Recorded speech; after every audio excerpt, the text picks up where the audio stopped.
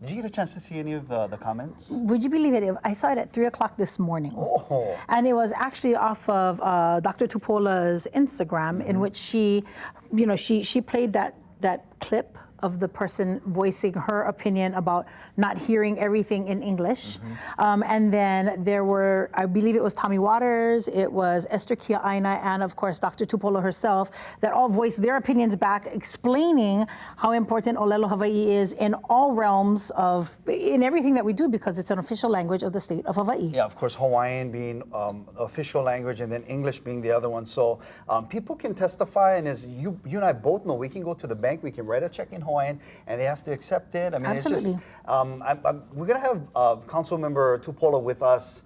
She is one of the co-sponsors of the bill. She introduced it along with Council Member Augie Toba. So we're going to kind of pick her brain and kind of get into, take us to that place yesterday and how people reacted to the woman's comment. And in fact, coming up later on this evening, we're also going to hear from that wahine who made that comment about the Hawaiian language. She's claiming it's a dead language. And I just that for us who Olelo Hawaii li'i valeno, we speak a little bit. Just a little bit.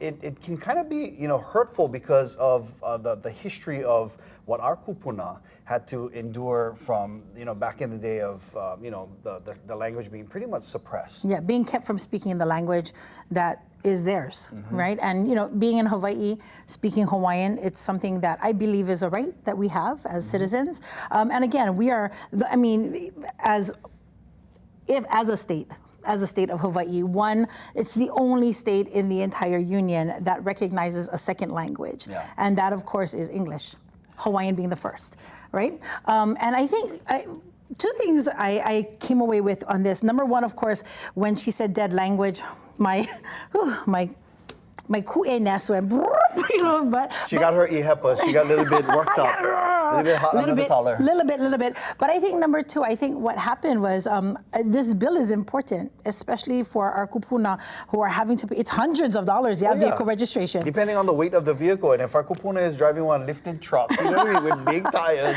But it's $400 a year for them. So this small reprieve, I think, is something very doable.